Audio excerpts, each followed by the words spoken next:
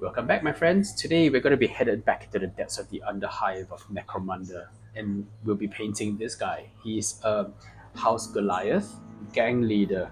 So, House Goliath was one of the original two gangs that were featured in the core starter box for 1995's Necromunda. And just to put this in context, Necromunda came out essentially 4 years before Mordheim did, and really was the basis of a lot of the campaign rules that Mordheim gets a lot of credit for. They are quite similar in that regard, although there were a lot of things also that Mordheim did that were truly groundbreaking and were really wonderful to behold, especially for an impressionable young un like me.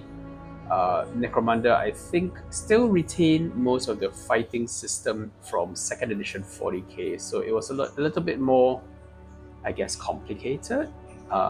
Less one is to one, like rolling three attacks, that kind of thing, where your stats directly played into how many dice you would roll, and therefore a little less intelligible for a young starter like myself at the time.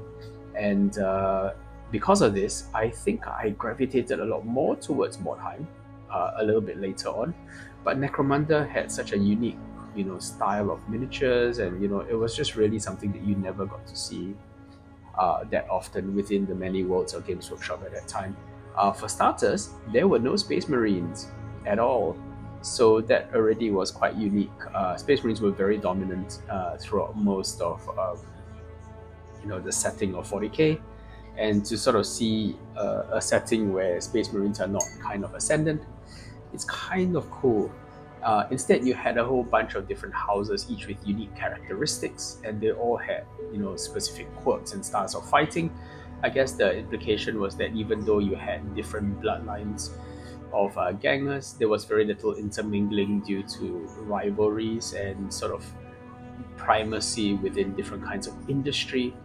So there was very little cross-pollination in terms of genetic stock. So you could have the Goliaths, who were traditionally very closely associated with mining, smelting, heavy industry, that sort of thing.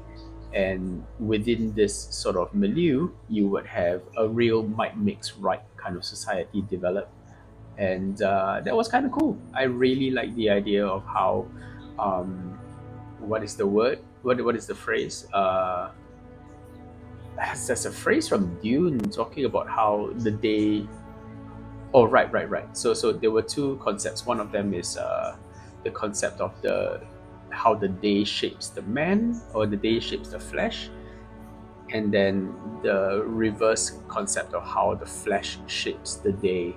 So in other words, you have a two-way kind of relationship between how your daily actions change you as an individual, and but at the same time, there is an opposite insofar as the way your flesh is changes the kind of day you have. Anyway, long story short is Goliaths are very much a product of their very harsh environment, and were it not for their own unnatural constitution, or perhaps because of their unnatural constitution and toughness, they were able to survive some of the worst environments that Necromunda could throw at them, without getting into the weeds about what is the sump and what isn't.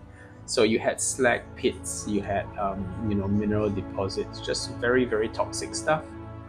In addition to the fact that they were working factories and in mining and so on and so forth, all of which were terrible for just general longevity. So a lot of this lore gets relooked a little bit later when Necromunda gets released many, many, many years later. And the most current version of Necromunda has a sort of strangely drug-oriented underside to the story, which I don't dislike. Insofar as the crazy physiques that you have, so drug use is a thing, right? Like all across Necromunda, drug use is a fairly common thing, simply because, well, it's the Underhive, and illicit chemicals, I guess, are a part of the background story. But when it comes to the Goliaths, I think in the most recent set of rules, or background rather, they've become a lot more reliant on their use of things like stims and so on. And in so doing, they've become inextricably linked to House Escher, which wasn't a thing back in the day, because back in the day, I think they had a sort of tendency to sneer at smaller houses, which they kind of still do in the present one, just not quite as ridiculous, especially since there is a dependency set up now between these two houses, which is kind of odd, but as it is, it's just, I guess, a different retelling of the same story. Anyway, back in the day, House Goliath had a predilection for close combat, because look at the guys, they are enormous, they are vicious, and they are clearly very, very very, very, built for close combat. But in addition, they had one skill that kind of defined them above all else. I think it was a fairly unique thing that Goliath had access to strength skills, in addition to ferocity and I think the last one is cunning. No, I don't recall. But the main thing is they had strength skills and ferocity as a secondary, so that was really quite key to the way they operated. So bulging biceps is the one I'm talking about. Bulging biceps essentially allows Goliaths to use two-handed weapons in one hand, and that was kind of key. Wait, is that true? No, sorry. What I mean is Goliaths could move and shoot, while using heavy weapons, and that was a major part of their identity, because it allowed their heavy weapons to operate like more freely on the battlefield. I believe there was a penalty to their ability to shoot back in the day, but don't quote me on that one. So, long story short, yeah, because of their ability to make better use of heavy weapons in this way, a Goliath force began as a fairly brutish close combat force, but very quickly transitioned to something that could lay serious covering fire, and that kind of made it so that you had to fight the Goliaths in close combat as well, which is of course not where you want to be if you're any other gang that's not gigantically mutated to be, monstrous club-wielding psychopaths on combat drugs. So yeah, it was a bad place to be for any other gang really, who had to face these monsters in combat, and that really made it so Goliath tended to dominate a little bit late in the campaign. But in the beginning, they were quite beatable before their heavies maxed out on things like bulging biceps and so on. So that's an interesting sort of little point of difference between Goliath then and now, because I think they've more or less reduced the propensity for Goliath to rely on heavy weapons, which is a good thing, because it's bad when you're dealing with these monstrous guys who could like club you to death in close combat, and then it's even worse when you have to advance towards them, because their heavy weapons are laying down so much fire that you're going to wither away and die unless you get up close and personal with them. So yeah, anyway, this particular model, which I'm focusing on now, I'm just blocking in the reds, and to be fair, there's going to be quite a lot of red on this guy, because I just think the Goliaths have a very brutal and straightforward approach to gang warfare. Therefore, they benefit from a very direct and sort of loud kind of fire engine red kind of look. And this is echoed, of course, in the color schemes that were used in the original painting of the gang. They kind of looked like they were off to grab attention as much as they were to actually fight. So I kind of really like that look. In addition, I think one of the models in particular in this period, it might have been this exact model, to be perfectly honest, I don't quite remember, had stripy pants. So you know what that means, guys. It means it's time for more stripy pants. Something about stripy pants really works with the bright red. I think it's just a referee kind of look. But yeah, I think what we're going to do is we're going to drop. This is Rattling Grime, by the way, a really versatile color. One day I will list down all of the. Yeah, that might need to be an upcoming sort of tools and guides kind of video, where I list down all the colors that I would pick from the contrast range if I were to be starting over, or say traveling to another country, which models, or rather which contrast paints I would definitely have on my include list if I were to build my paint and tool set from scratch, I guess is what I'm trying to imply. So Rattling Grime is high on that list because it's just such a versatile color, and it's just something where you don't necessarily use a ton of it on any given model, but what you do is you use it in small amounts across many models, and wherever you apply it, it kind of adds a different layer. So what is the point of Rattling Grime? Why do you not choose a more saturated brown, or brown with more character? On this channel, I talk a lot about how when it comes to painting brown, I try to avoid neutral brown. So this seems to fly in the face of my own advice. I, for example, talk a lot about how I like Nazdreg yellow, which is a yellow brown, very very useful. I talk a lot about how I really like Gorgrunter fur, which is the other brown I use quite a bit, and that has more of a red brown sort of mahogany kind of look. So what's the deal with Rattling Grime then? So Rattling Grime, I would not call a neutral brown. I would call it a desaturated brown. It's the color you use when you don't want something to pop, right? Where you just want to just kind of have it there in the background, just visible and textured or detailed, but you don't want it to take center stage in the color scheme. And in that sense, it is extremely useful for picking out parts of the model like that, which you kind of want to de-emphasize slightly, so that more vibrant or more characterizing colors, I suppose, can take center stage. So it's a really useful back-end kind of color for dealing with those large areas that you want to have detailed but not too stand out too much. So Rattling Grime, 10 out of 10, definitely a must-use color. So I'm revising my recommendation, I suppose, to be Gorgrunter fur, Nazdreg yellow, and Rattling Grime. And in my opinion, between those colors, I think you cover the bulk of applications for brown. A further case might be made for snakebite leather, I suppose, but I don't think it's that useful of a color relative to the other two. So we're going to jump into some Nazdreg yellow now, just to really show the difference. Now, Nazdreg yellow is one of those like champion colors, right?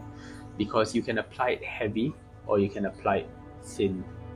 So the gun stock over here, I kind of want to have a wooden or wood-like finish. I know there's probably precious little wood left in the Underhive, and what wood you do have is probably going to be synth wood or some kind of artificial material.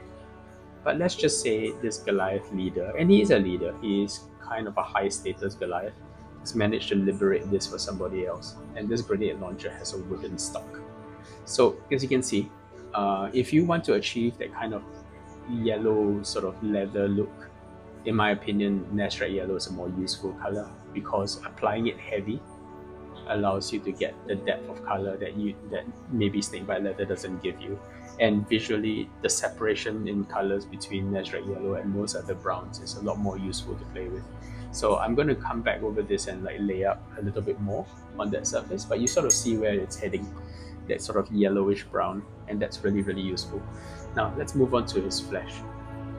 So I'm going to do him up as a standard Caucasian kind of skin tone, simply because that was what was used back in the day in 1995.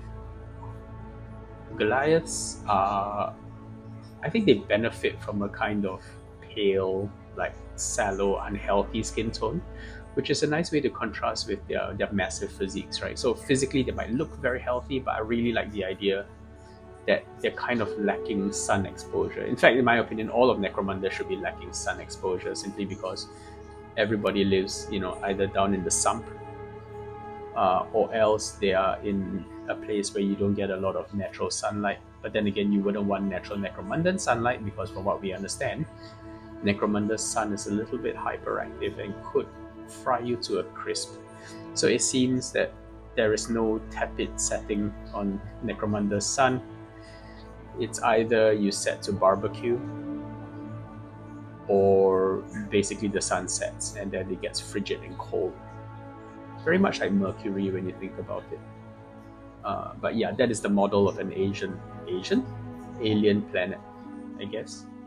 And I guess it's alien enough from Earth that we kind of see the difference very clearly, and reminds us that we're talking about a cosmic setting, unfamiliar astronomical and climatological concerns kind of make it so that we appreciate that this is not Earth that we're happening on. This isn't Terra, and that's a big part of world building, because it lays the groundwork for understanding that this is a harsh and unforgiving place. And harsh and unforgiving is literally the conditions that spawned the monstrosity that is House Goliath. So House Goliath, factory workers, sort of slag metal workers, heavy industry, that kind of thing. All of these things are life-shortening pursuits, and therefore there is an overwhelming drive to try to survive and endure. And in the case of House Goliath, this has led to a preoccupation with superficial feats of strength and endurance. And I really like this concept and how it's developed a culture that's based purely on might makes right and the ability to endure hardship. And as a result, everybody is essentially a roided up berserker kind of gym rat. And this is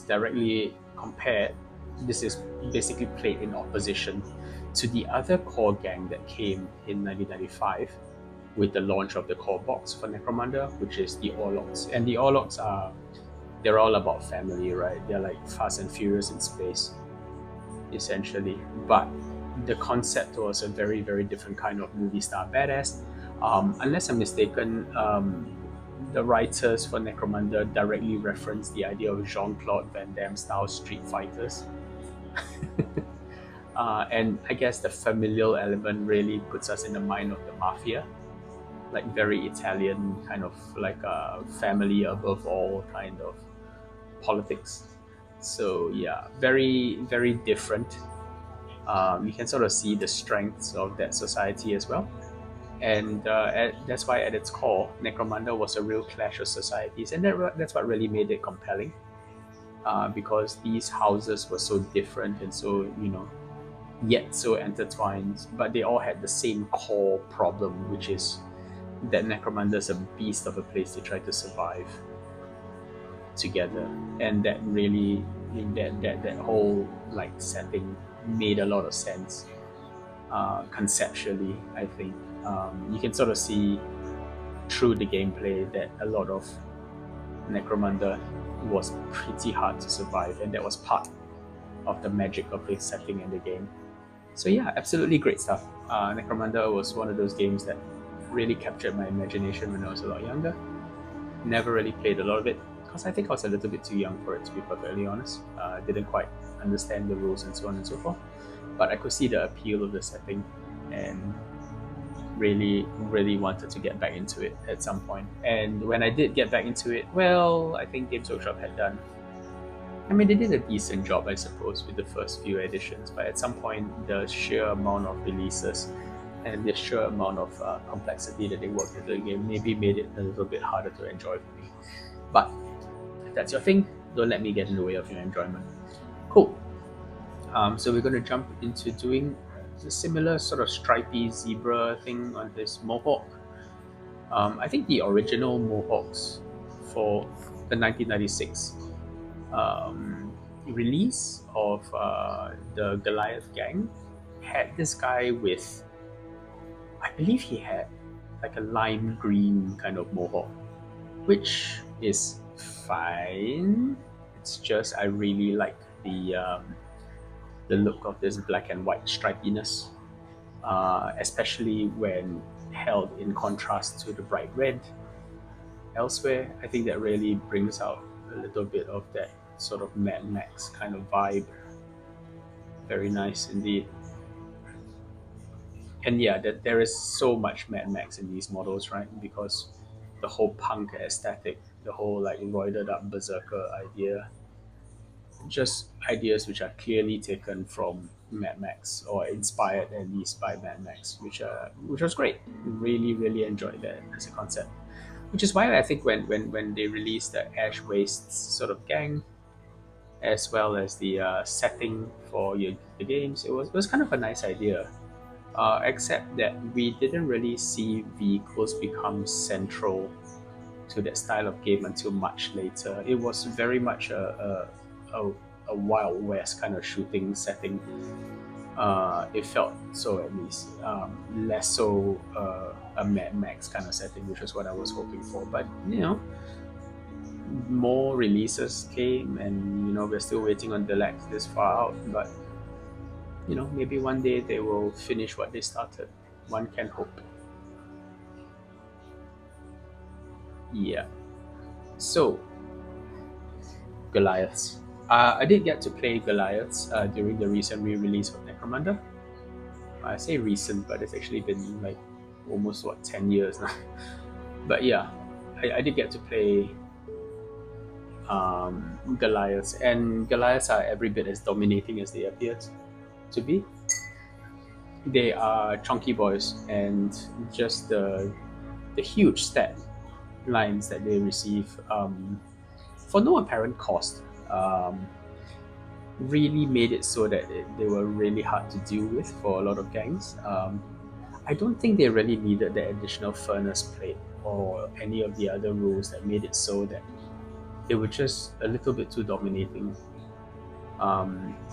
Like the higher toughness is already a factor.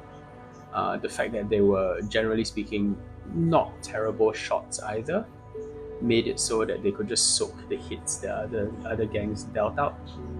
And in addition, they would kind of tend to hold on to their skills because they were a lot harder to hurt. And that seems to be a real issue with trying to work out how to balance warbands like this, who are naturally inclined to be tough and resilient as their paradigm. They tend to also do really well in a campaign style setting, and there was very little to kind of offset the weaknesses of other gangs. Like the Asher Girls, just lacking toughness in general as their theme, have had a tendency to lose a lot of models. So unfortunately, our Asher player never really quite got them to perform at their best. But it was really straightforward for the Goliath guys because, well, they're built for it, right? They're built to endure, and endure they did, and that's not, well, that didn't produce, I guess, a balanced outcome that we were hoping for. But they were a lot of fun to play. I think the combination of stims and just the ability to charge it headlong into combat with a relatively cheap giant weapon, as well as have suppressing fire from afar with a grenade launcher, which was the weapon that Necromunda Goliath had affinity with in this edition, really made them a little bit too good, in my opinion. But maybe that's changed. I think the only time that Goliaths kind of like struggled was whenever there was a door to open or a chest to crack. And I can sort of imagine, it was just kind of amusing because you would basically get your poor Goliath leaders all sort of standing around this big chest trying to work shit out. Mensa they ain't. And I remember having one game where they spent more or less half the game trying to work out how to open the chest, only to finally succeed on a really, really high roll, and then the whole chest just blows up in their face. Fantastic. And then I think they were all knocked out or taken off their feet at the very least. So yeah, great moments. It's tough not being bright.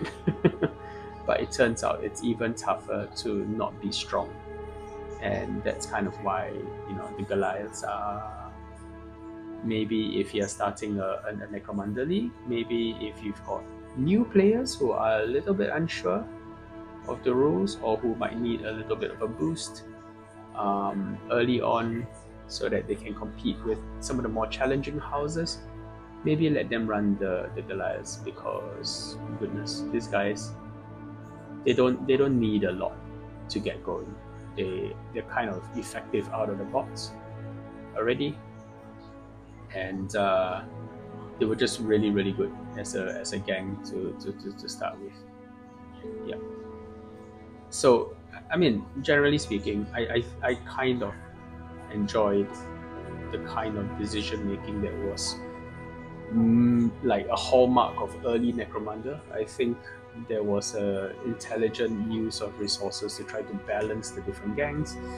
Later on, I think it kind of gets a little bit shaky as new elements keep getting added to the game. But you know what? That's just part of the experience, isn't it? At this stage, I think we all understand a little bit about how Games Workshop releases new products and how they need to fit into the general milieu. So that kind of constant one-upsmanship is something that you need to deal with if you're into these games. But back in the day, at least, Necromunda was a different beast, and so had its own unique, special meta, I suppose.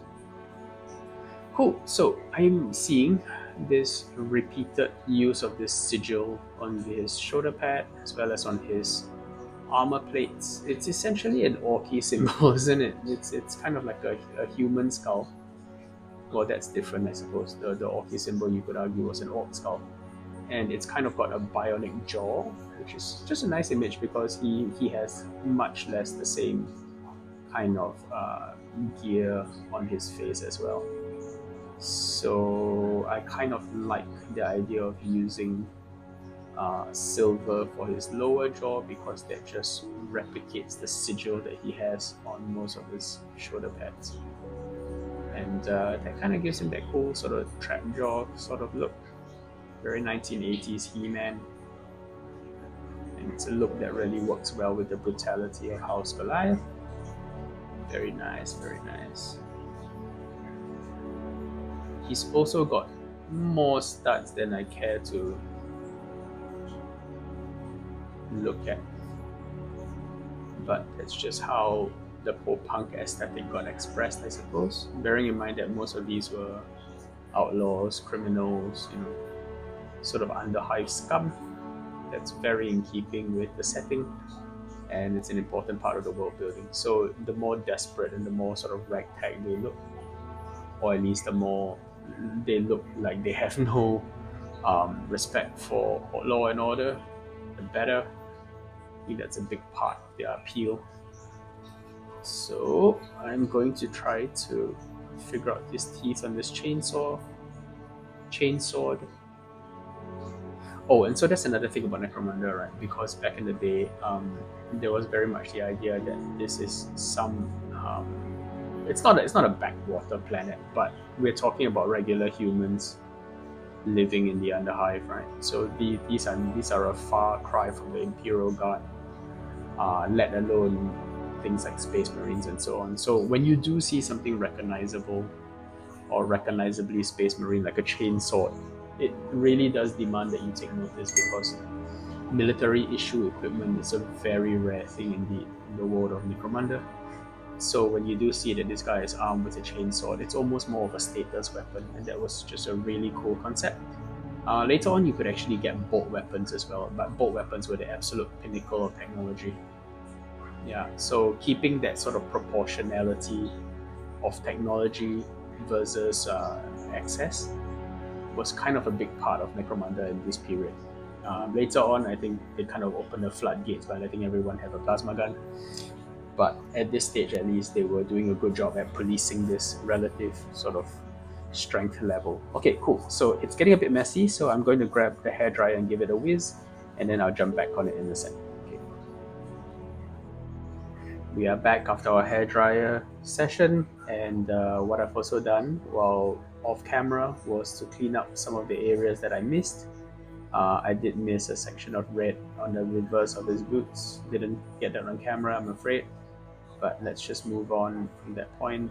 And frankly, you see me apply a lot of red on this model anyway, so it wasn't that exciting. Cool.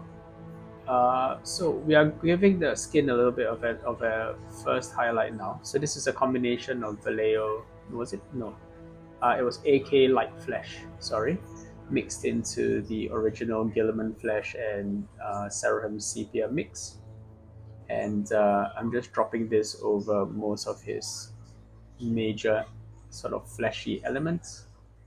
So a bit on his face, and using this to define some of the muscles, because I think some of these areas, although very, very deeply defined, didn't catch all of the wash that I wanted it to, or all of the contrast that I wanted it to. So we want to come in and apply a bit of a highlight just to make sure that these elements really pop and are readily visible in the miniature. So this includes the knuckles. I really do like the fact that, despite the fact that these guys are supposed to be forge workers or miners and so on and so forth, or heavy industrial workers, they don't wear gloves at all. Something about that just really feels a little bit wrong. Well, the Orlocks mostly wore gloves, so I suppose it was a point of contrast with them. But yeah, there's something about a lack of care for the state of your hands that really reminds you just how tough and resilient Goliath is supposed to be. Or at least that's my head canon. Let's not read into that a bit too much. So yeah, doing up his fingers, as always, emphasizing his knuckles for this initial highlight. It's a little bit of cleanup work that we have to do because a little bit of the red sort of bled into parts of the model, but that's not a big deal because we can come back over this with a layer of Guilliman Flesh and Seraphim contrast again in order to sort of bring the tone back in line with the rest of the fleshy areas. So not too big of a deal. Plus a little bit of ruddiness in the flesh tone doesn't really bother me, so long as it's in an appropriate spot. So a little bit more definition for the muscles on his back. And he is a big boy, right? He has a ton of muscle. So taking the time to get this stage looking right is kind of important for a model that has this much flesh tone all over him. He's a lumpy man. I imagine like Goliath in real life must smell a little bit dubious because all the time spent in the gym, general lack of access to clean water in Necromunda, and also the idea that a lot of their work sounds very, very sweaty indeed. A lot of standing around forges, and just a lack of hygiene. Plus the side effect of having consumed lots and lots of steroids. It does sweat out through your skin, dude. Just saying. If you go to a gym, the wrong time of day, you might come out smelling a bit like a Goliath. But there you go. It's a small price to pay for being built like a tank. And operating much like a tank, to be perfectly honest, in Necromunda. In the recent reboot of Necromunda, like Goliaths function a lot like tanks, simply because they have access to all the kinds of armor that everybody else has, despite starting from a higher toughness baseline, which is not great because towards the end of one of my campaigns that I played here with my friends, my Goliaths essentially had toughness of 4, if not 5 in the case of some characters. In addition, they had an armored undersuit plus furnace plate, which just made them like ludicrously tough. At that point, there are a bunch of Space Marine scouts running around with 4+ saves or higher, as was the case with some of the champions. So that's just, I don't know. I don't think they thought that one through. I don't think Goliath should be able to reach those heady heights of resilience. I know they're known for resilience, but I would have thought that maybe their sheer size and bulk made it hard for them to go shopping at Uniqlo or H&M or some other. So maybe they struggled to find clothing or armor their size. Some excuse like that to sort of rein in their ridiculousness. But nope, it was not to be. So it made sense to give everybody an armored undersuit. And as a result, they were kind of silly. because they would shrug off most attacks, right? And like even plasma guns would sort of fail to wound them occasionally, and that's just bananas to me. You know, just the fact that you have to run the risk of hurting yourself in order to reliably hurt them made it a little bit silly. Cool. So one more goal for the highlight. We're gonna go one more. We're gonna go one more notch up in terms of brightness, and this time we're just gonna focus on just the very extremities. So the eyebrow ridge, top of the cheek, nose, top of this bicep area, top of the pectoral, this armpit thing. And we are shortly going to come in and contrast it all by applying black or close to black to most of these straps and bindings and chains, which I guess really is where these guys get their name of House of Chains from, right?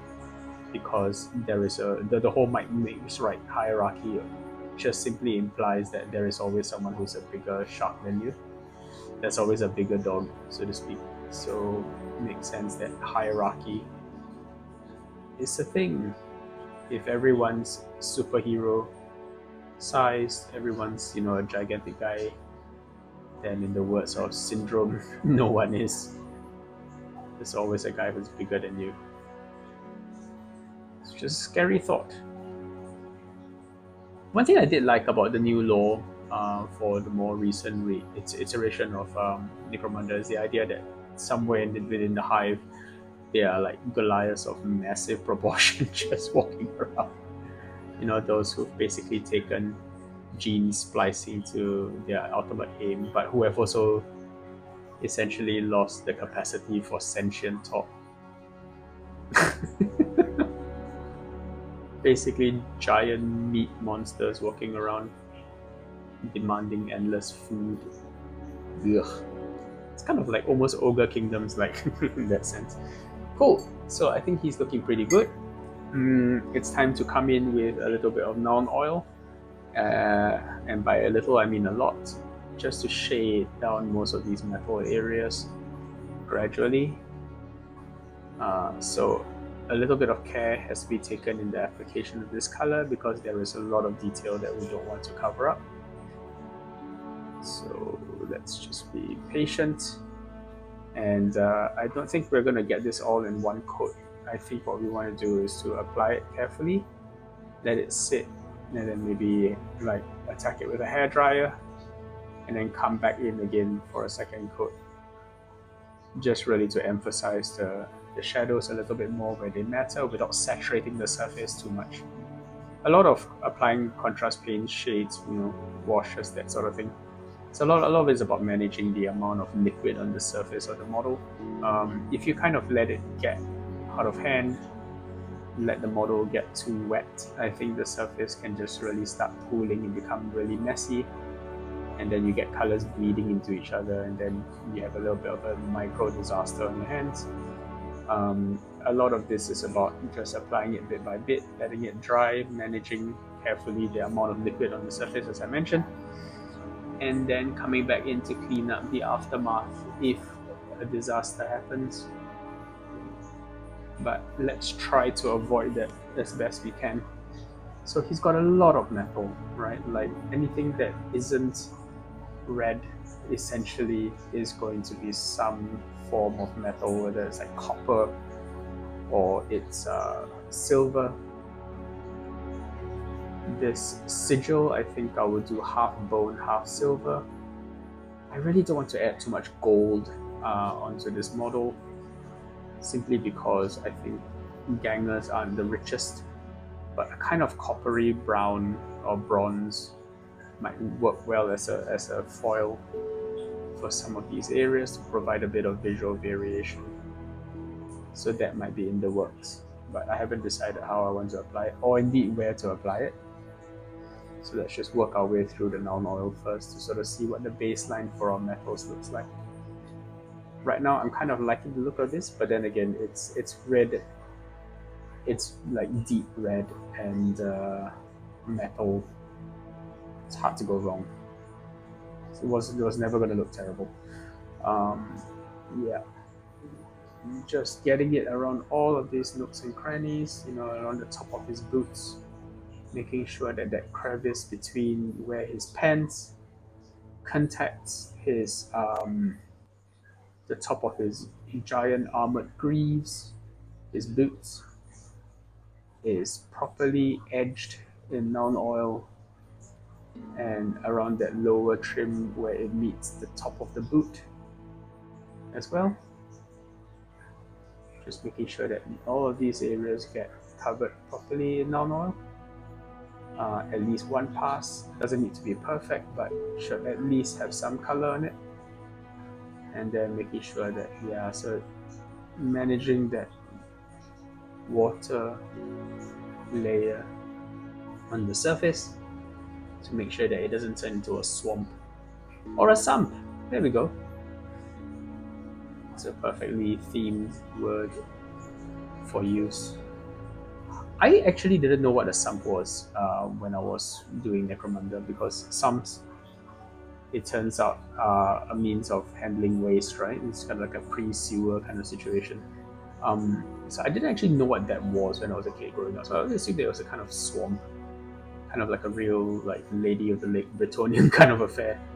But no, it was an actual sump, and it's only when I've like kept aquariums that I've kind of realized what they meant by sump. Really, it's that sort of first stage processing part, that sort of gathering and mixing section of a waste processing system.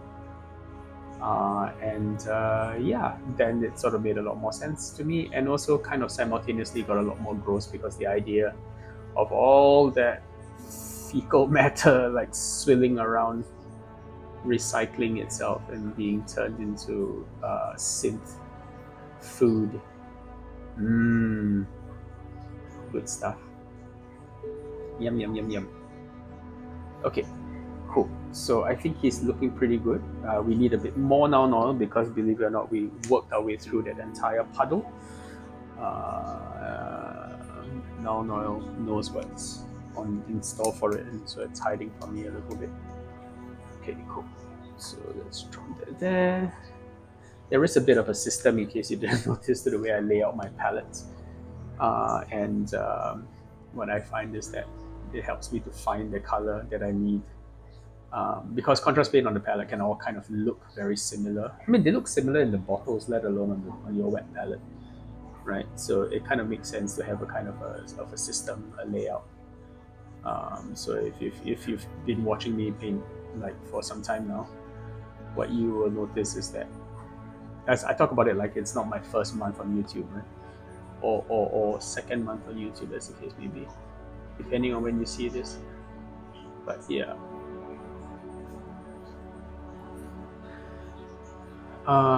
So I try to lay it out in a kind of like orderly fashion so that I can easily find the paints that I want. But sometimes the paints have their own ideas, and they kind of want to like hide up and close ranks and make sure that you never find the paint that you want. And it's just part of it, part of the experience. Paints are sentient, when you're not paying attention. They completely do their own thing. They switch their labels around, they kind of like get all weird and grotty at the bottom. Very, very nasty little things. And with definitely their own agenda, kind of like the Goliaths. They all have their own strange agenda. So, but broadly, Goliath society is built around the principle that like scum floats, right? Like the more violence, the more like sort of dominant, or the more aggressive you are, the more likely it is that your gang will float to the surface and become recognized by the leaders of the house, or else you might carve out a little bit of an empire for your gang if you were particularly successful in beating the snot out of other gangs and other Goliaths, as to be said. Hierarchy of might makes right. It's just how it is. So I am going to drop more noun oil on this sort of like relatively underdefined area. that I didn't pick a color for, simply because I think that's a really good start point for me to start thinking about what kind of colors I want to put there. It won't be like rocket science, honestly. It'll just be some variation of brown. It's just which brown I haven't thought of yet. So while we think, let's drop some null oil on it to have a little bit of pre-definition.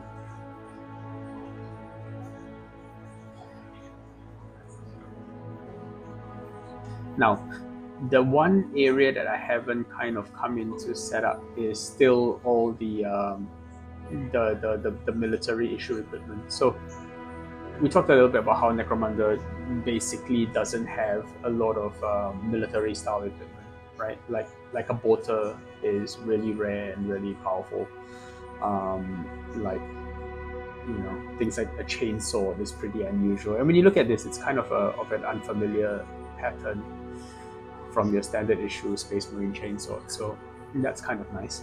The fact that they've taken the time to sort of create a Goliath style falchion looking blade, or a machete kind of blade, which is kind of nice, kind of suits the whole Goliath aesthetic. Plus, it preserves the idea that this is not military issue, and therefore maybe less reliable, less effective, and so on and so forth. Really like that idea. So I think what we're going to do is have certain parts of this model, like his pouches, maybe his ammunition and so on, that can look like military issue, because I think when you are as powerful and as respected as this Goliath leader clearly is, maybe you then get a little bit of access to smuggling, you know, a little bit of contraband, you know, sort of stepping into those like more dangerous acquisition methods, stuff that could basically get you locked up by the arbitrators. And I think that's a really cool idea for a gang leader to of any like note to be dabbling in, because you're starting to dabble in dangerous paths that could land you in trouble with the Imperial Guard. Let's not forget that Necromunda is actually a really major recruiting world for the Imperial Guard. Like the Necromundan spiders, that dominant clan sometimes gets so populous and powerful that occasionally the Imperial Guard like comes in and sweeps away like whole segments of their gang for use in the Imperial Guard, just to make sure that, you know, they don't kind of run away with the whole place and turn it into like some kind of hell of gang warfare. So every now and then the Underhive is recruited en masse for use in the Imperial Guard. Kind of a cool idea.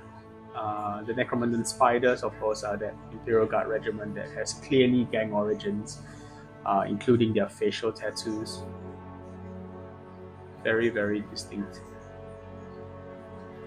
And kind of cool. We believe they are the concept for the first Imperial Guard regiment, which was kind of more of a penal regiment. Like soldiers forcibly conscripted because the Tyranids were coming, or orcs or similar.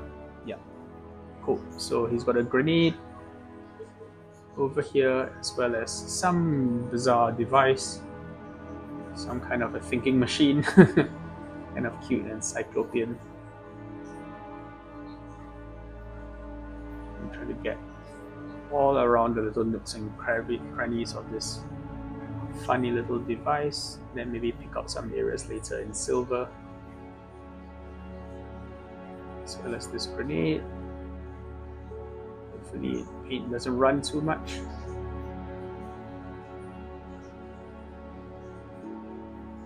Okay, so as you can see, a little bit of green has gone a long way towards detailing these areas to make them look a little bit more visually interesting.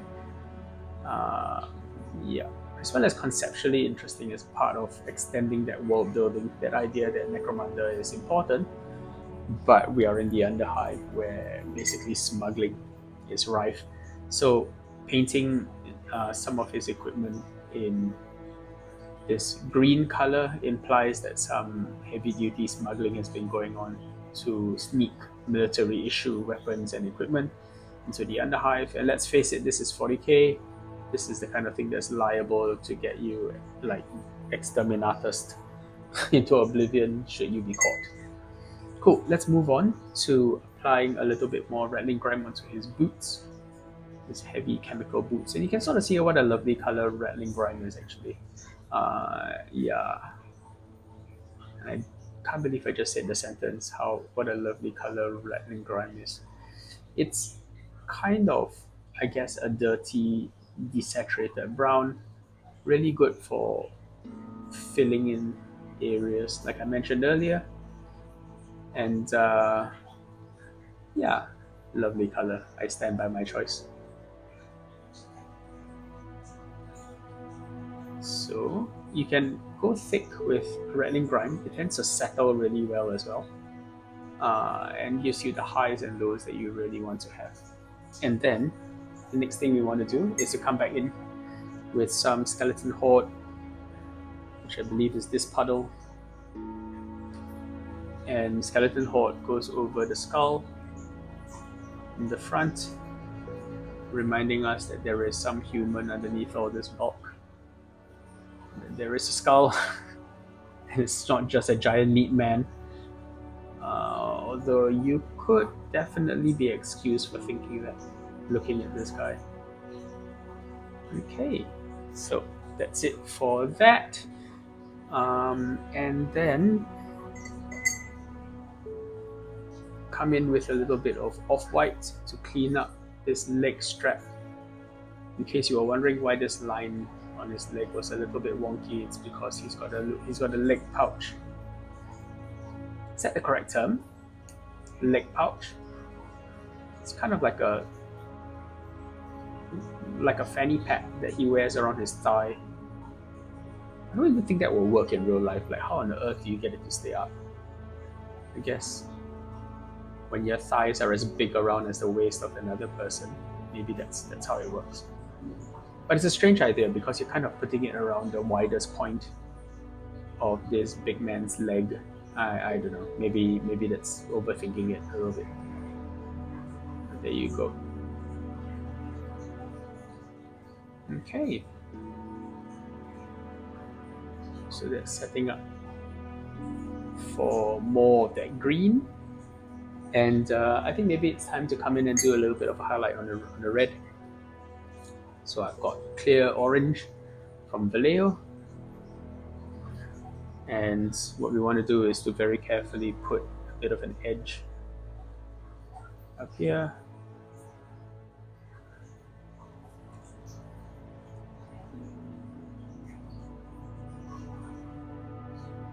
So it might be time to switch up this brush for a better one.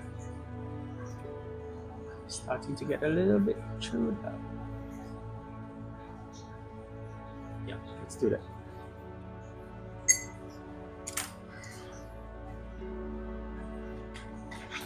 Don't mind me. Let's get a bit of yellow into the orange as well, because I think it can be slightly bolder with the highlight. Maybe too bold actually.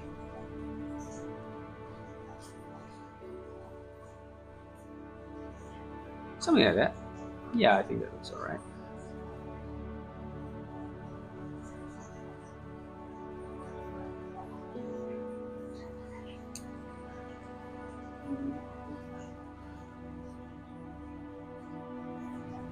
A little bit around the edge, just to catch the sharp edges. I think for the most part I want to keep the armor fairly dark,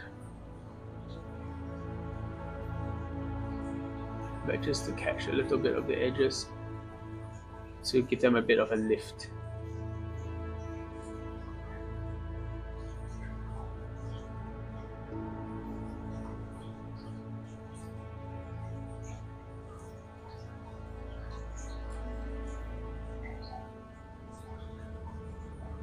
This brush isn't great either.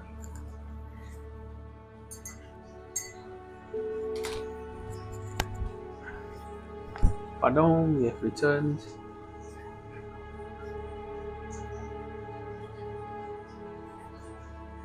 There we go, that's much better.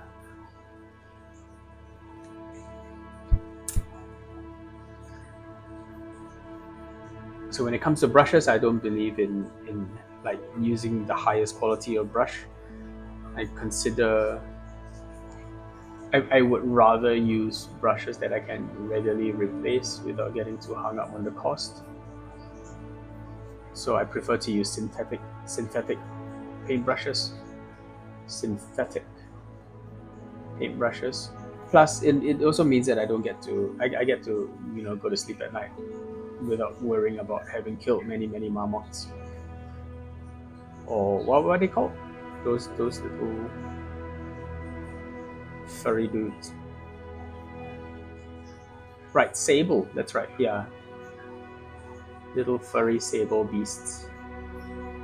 Because yeah, most brushes are still made out of natural hair, and natural hair comes from animals, and those animals don't typically like survive the transition to becoming brushes.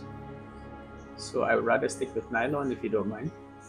Not that I'm too squeamish about these things. It's just if I can paint better objectively by using newer brushes and being less concerned about when they start like giving their best, and I don't need to worry about the death of a little animal every time I discard a brush. I think I would rather go with that. So yeah, no sable for me, please. I prefer nylon anyway. But that's a personal choice, and I don't judge you for your choices. So yeah, nylon is good. Good enough for me.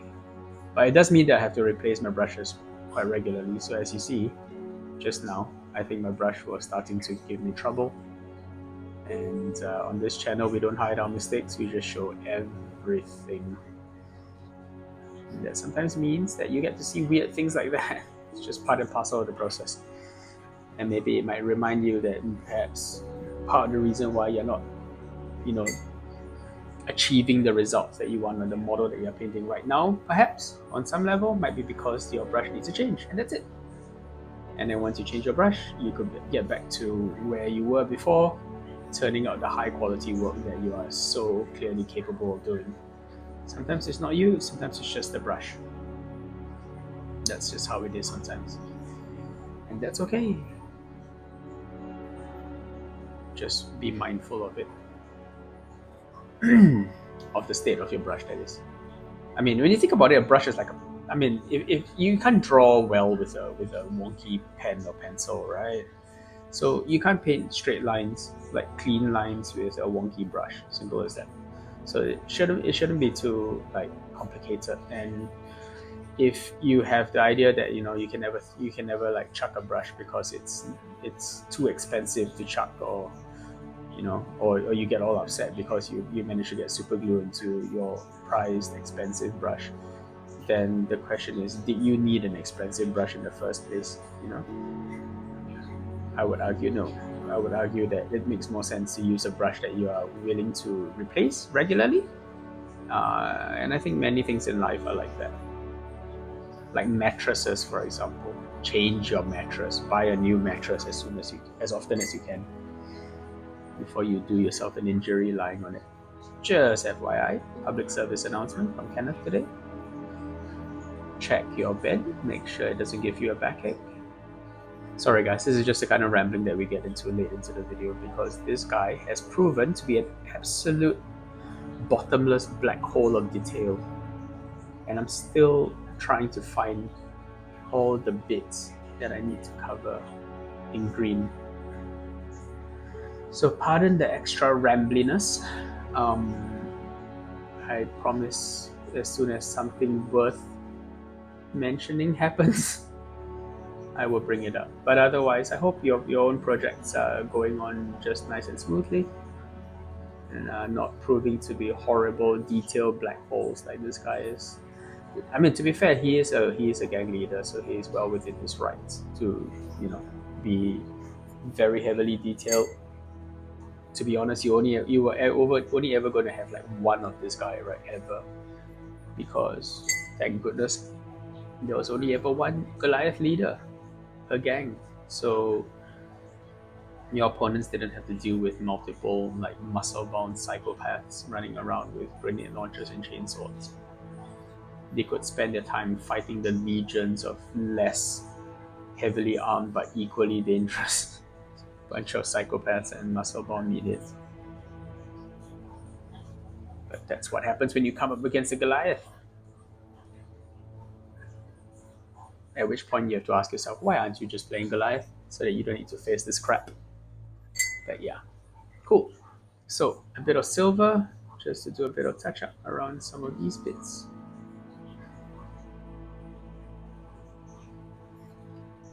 And I think we're in a good place. Now I'm going to come in, do some highlights for the skull, just to make sure it stands out nicely.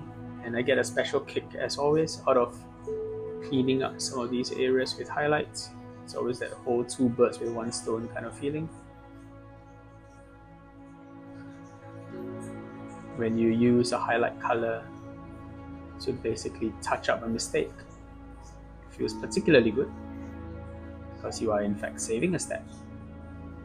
Yes. Great. And then the shoulder pad up here, not too close to the camera, I hope.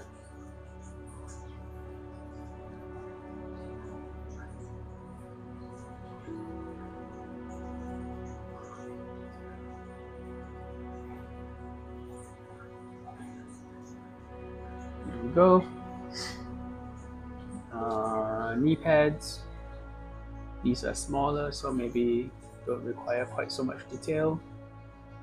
Just a little bit on the forehead, a little bit on that sort of nose bit. Yeah, and then now his hair, because this is pure white, it functions perfectly okay as a cleanup highlight. I don't think I'm going to bother with doing gray highlights for the black bits. I don't think they're that important. Oh, I don't know, maybe a really thin line. But it needs to be extremely thin. Let me mull that over how accurate I'm feeling.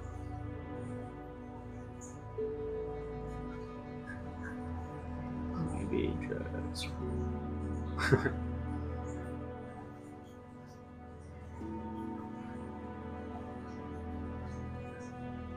It's a really thin line. There we go.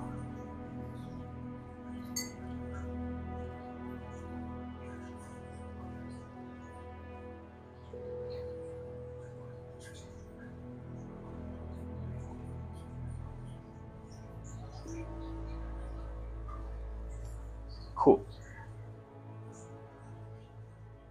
Rather more successful on the back than on the front, but that's how it is sometimes. Got this weird dark area over here that kind of bothers me a little bit. So that's a combination of blazing? I keep saying blazing orange because this used to be called blazing orange back in the day. But yeah, it's just a combination of our Vallejo orange with a little bit of our red, and that can be used to sort of blend in some of my more aggressive highlights, which it's not about regret, it's about getting it to look right.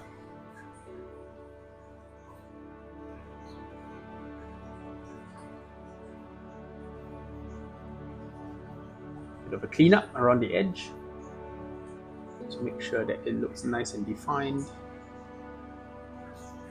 And I think we are pretty much in a good place. Yes, indeedy. Such a cool model. So much personality and character, plus really brings out that kind of take charge from the front kind of aspect. I think, if anything, Goliath models don't have the luxury of being able to cringe or hide behind terrain because they immediately lose all respect from their peers, and that in a way keeps them honest, or at least keeps their lifespan short, so that Goliath leaders in practice are reined in by their principles. So I guess in game terms that was something that might have helped made Goliath a little less dominating, which is just the idea that Goliath leaders need to take constant risks in order to maintain their privileged position. That could have been a role that could have been used to sort of keep Goliath from being a little bit too over the top and running away with many of the games that they're a part of. But yeah, that's not really for me to decide. You could easily institute something like this, or if you're a Goliath player who felt that maybe games are getting a little bit too out of hand because the Goliath sort of stat box was a little bit too effective at surviving Underhive threats. Maybe what you could then do is to sort of role play a little bit, because I do believe that the onus of being a little bit gung-ho is kind of on the part of the Goliath player anyway. And I felt that was probably a good thing for people to bear in mind if they felt that they were kind of running away with the campaign, that they could easily just rein in their excesses and not overdo things to make for a better overall campaign and a play experience for your whole group. Not everything is about winning, right? If everything was really about winning, we'd be playing chess, or we'd be playing computer games where the fairness of the system is built in. Can't really cheat the same way. But when it comes to social games like tabletop games, you kind of need to be mindful that you're playing against human opponents. And if you want to keep playing against human opponents, well, frankly, you're going to need to make sure that you don't do everyone a dirty too often. Every now and then it's fine, just not too often. Cool. So a little bit of Skeleton Horde to sort of dirty up his pants, dinge them up a bit. Just a little bit around where the more prominent creases are. Like this crease was kind of bothering me, so was this one around his butt. And around the bottom of his trouser legs where they disappear into his greaves. And a little bit more depth for this strappage on his back. And I think we are getting to a good place. Barring maybe a final go around with silver to pick up some key areas. I think it's starting to look pretty good. Into his eye.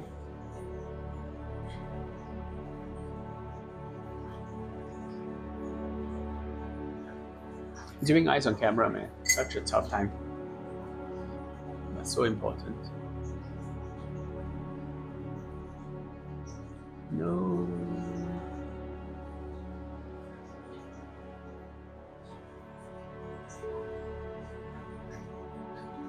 Except metal had to bleed at that point, but such is life.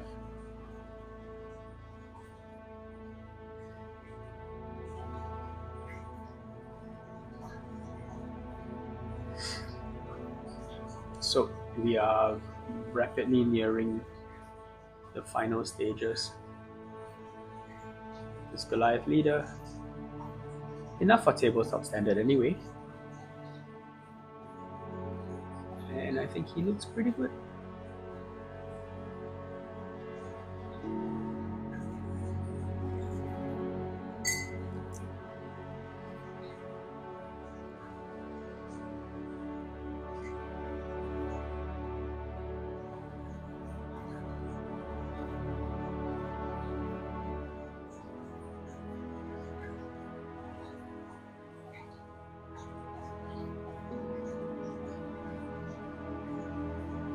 Okay, so there you have it, guys. I think this is where I'll leave it for now. I think he's looking decent. Could be better in certain spots, but that's always something to improve on. So let's just leave a little bit for ourselves to work on in the next session.